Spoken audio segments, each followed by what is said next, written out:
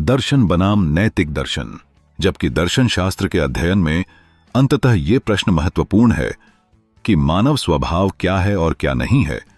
यह निश्चित रूप से मानव स्वभाव है कि ब्रह्मांड की विशालता पर आश्चर्य हो। यह कुछ ऐसा है जो हमें अन्य प्राणियों से अलग करता है कि हम अपने अस्तित्व और मृत्यु की संभावना के बारे में आत्म जागरूक हैं और हमारे पास उच्च मस्तिष्क कार्य हैं जो हमें तर्क करने की क्षमता प्रदान करते हैं। सबसे पहले मानव निश्चित रूप से उन्हीं प्रश्नों के बारे में सोचते थे जो आधिकारिक दार्शनिकों और छात्रों ने औपचारिक रूप से कभी पूछे थे। जैसे, यह पृथ्वी क्यों बनाई गई थी? यह संसार किस चीज से बना है? मनुष्य यहां क्यों है? इन सब का उद्देश्य क्या है? हम सुखी जीवन कैसे जी सकते हैं? इन प्रश्नों को पूछने के बारे में सोचना भी दर्शन शास्त्र के सबसे बुनियादी और प्राथमिक चिंतन है।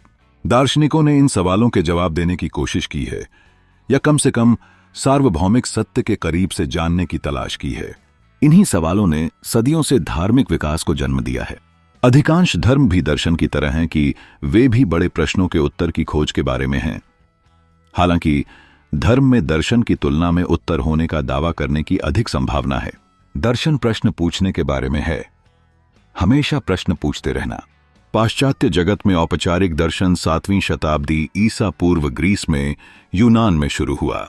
सैकड़ों साल पहले सुकरात, प्लेटो और अरस्तु ने पश्चिमी विचारों की नींव को मजबूत किया था और कन्फ्यूशियस और बुद्ध के पूर्व में भी ऐसा ही करने से पहले हेराक्लिटस और एनाक्सगोरस जैसे दार्शनिक जीवन, ब्रह्मांड के निर्माण और प्रकृति के स्वरूप पर विचार कर रहे थे।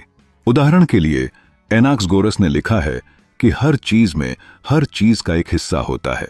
यह कुछ बहुत ही परिष्कृत सोच है और यह एक ऐसा विचार है जो सदियों तक दर्शन में गूंजता रहा है और आने वाली सदियों तक गूंजता रहेगा। नैतिकता अच्छे बुरे, पाप पुण्य, उचित अनुचित के द्वैत के बारे में है। एक सामान्य अर्थ में नैतिकता एक कोड, नॉर्म्स या नियमों को संदर्भित करती है जिसमें मनुष्य के द्वारा किए गए कार्यों का न्याय किया जाता है कि वे साझा मूल्यों के लिए कैसे समर्पित हो जाते हैं। कुछ चीजें सही होती हैं जबकि अन्य गलत होती हैं। इस बीच नीतिशास्त्र उन नियमों को संदर्भित करती है जो उन नैतिक संहिताओं को बनाते हैं और वे भी उन नैतिक संहिताओं से आते हैं। दर्शन और नैतिकता एक गहन विचारधारा का प्रतिनिधित्व करते हैं